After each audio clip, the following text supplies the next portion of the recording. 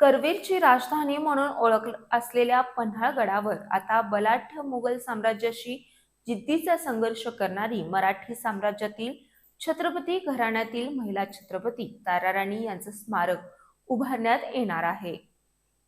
मराठेशाहीच्या पडत्या काळात स्वातंत्र्याची सूत्रे एका महिलेनं हाती घेऊन स्वराज्याचा कारभार नुसता पाहिला नाही तर मराठा साम्राज्याला खऱ्या अर्थानं उभारी देण्याचं काम केलं।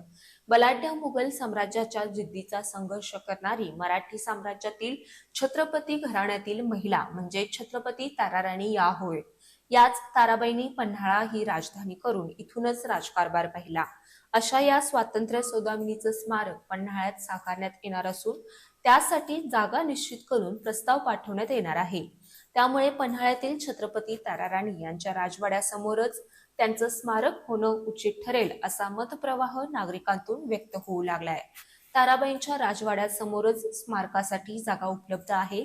शिवाय या ठिकाणी शिवमंदिर आणि लागूनच साठमारी असल्यानं या ठिकाणी स्मारक उभे राहिल्यास आलेल्या प्रत्येकाला ताराबाईंच्या स्मारकासह राजवाडा आणि शिव मंदिर पाहता येणार आहे। या ठिकाणी छत्रपती शिवाजी महाराज आणि ताराबाई यांच्या इतिहासाचा संगम पाहायला मिळेल। त्यामुळे पन्हाळ्यात इतर ठिकाणी स्मारकासाठी जागा शोधण्यापेक्षा ताराराणीचा राजवाडा जिथून नगर परिषदेचाही राजकारभार सुरू होतो अशा ठिकाणी होणं गरजेचं आहे असं मत पन्हाळा नगरवासियातून व्यक्त होऊ लागले। कट्टा न्यूज साठी पन्हाळ्याहून किरण मस्कर।